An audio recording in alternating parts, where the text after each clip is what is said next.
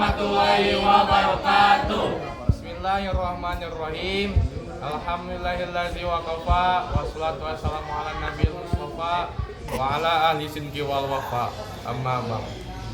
Kami di sini dari kelompok 1 akan mempresentasikan tentang penyajian benda-benda 3 dimensi.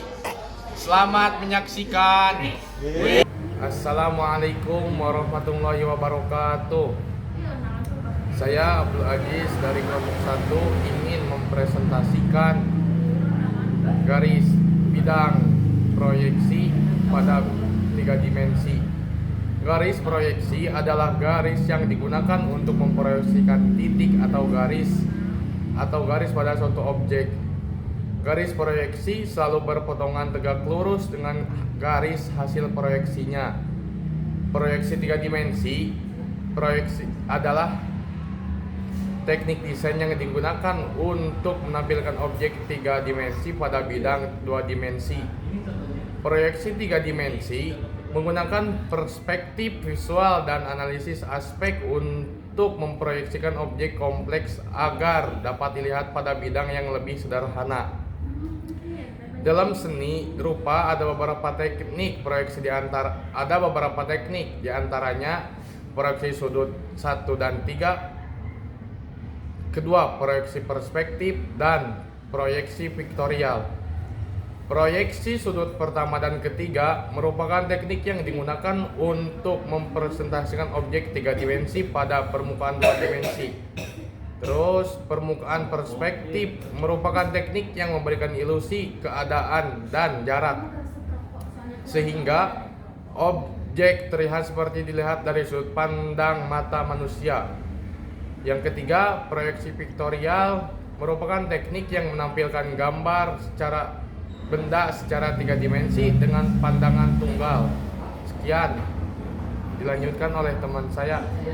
Di sini saya akan melanjutkan presentasi dari teman saya, yaitu tentang proyeksi astronomi. Apa itu proyeksi astronomi? Proyeksi astronomi adalah proyeksi menggambarkan benda dengan ketentuan sudut dan skala yang telah ditentukan pemendekannya. Ada 3 jenisnya, yaitu 1 proyeksi isometri, yaitu yang memiliki 3 dimensi dan semua sudutnya sama. Terus yang kedua, proyeksi dimetri yang memiliki 2 sudut sama dan dua skala yang sama. Jadi garis AB sama BC-nya sama. Terus yang ketiga, proyeksi trimetri. Proyeksi trimetri memiliki tiga sudut yang sama dan 3 ukuran yang sama. Jadi AB yang tidak sama. Jadi ABC-nya itu tidak sama. Sekian dari saya. Nah, di sini saya akan melanjutkan penjelasan tentang proyeksi miring. Proyeksi miring adalah gambar yang dimana bidangnya tidak tegak lurus di bidang proyeksi, namun mempunyai sudut sembarang dan miring. Proyeksi miring memiliki ketentuan dan ciri-ciri sebagai berikut. 1. Sudut yang dibentuk oleh sumbu X dan Y terhadap garis mendatar. Untuk sumbu X sama dengan 0 derajat berhimpit dengan garis mendatari dan sumbu Y sama dengan 45 derajat. Yang kedua, perbandingan yang digunakan untuk skala ukuran dengan sumbu X adalah 1:1. Perbandingan skala ukuran sumbu Y adalah 1:2 dan perbandingan skala dengan sumbu Z adalah 1:1. Sekian dari saya. Saya akan melanjutkan presentasi dari teman saya tentang proyeksi perspektif. Jadi proyeksi perspektif itu adalah salah satu teknik yang digunakan dalam menggambar. Teknik proyeksi perspektif biasanya digunakan untuk menggambar supaya gambar terlihat seperti objek yang sebenarnya. Selanjutnya, proyeksi perspektif tercipta akibat kesalahan mata manusia dalam memproyeksikan sebuah gambar. Ukuran besar perlu divisualisasikan ke dalam bentuk yang lebih kecil sehingga akan tampak seperti aslinya. Sekian dari saya, selanjutnya akan dilanjutkan oleh teman saya. Oke, di sini saya akan melanjutkan hasil presentasi dari teman saya, yaitu tentang proyeksi ortogonal. Proyeksi ortogonal adalah gambar proyeksi yang bidang proyeksinya mempunyai sudut tegak lurus terhadap proyeksinya. Pada proyeksi ortogonal ini, benda ditampilkan secara dua dimensi dengan beberapa pandangan. Pada proyeksi ortogonal ini, garis-garis proyeksi sejajar dan tegak lurus.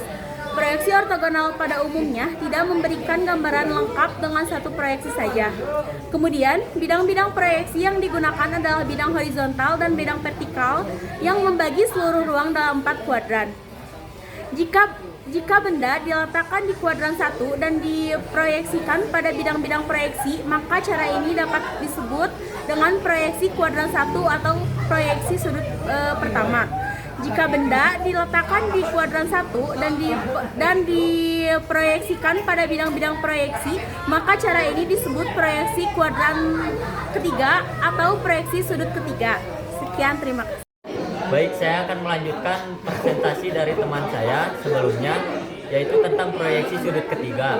Apa itu proyeksi sudut ketiga? Dalam proyeksi sudut ketiga, objek diletakkan di kuadran ketiga. Objek diletakkan di bagian bawah bidang horizontal dan di belakang bidang vertikal. Proyeksi sudut ketiga sebagian besar digunakan di Amerika Serikat. Nah, langsung ada contohnya, ada proyeksi sudut ketiga, yaitu seperti di gambar, benda misalkan diletakkan di dalam peti tembus pandang seperti pada gambar yang A. Benda diproyeksikan menurut pandangan pada bidang depan. Selanjutnya ada sisi peti kemudian dibuka menurut gambar B sehingga semua sisi terletak pada bidang vertikal. Susunan gambar proyeksi harus seperti pada gambar di B. Gambar proyeksi tersebut dinamakan gambar proyeksi sudut ketiga atau proyeksi sudut Amerika Serikat. Selanjutnya akan dilanjutkan dengan teman saya. Ini saya akan melanjutkan presentasi dari teman saya. Saya akan mempresentasikan yaitu gambar proyeksi.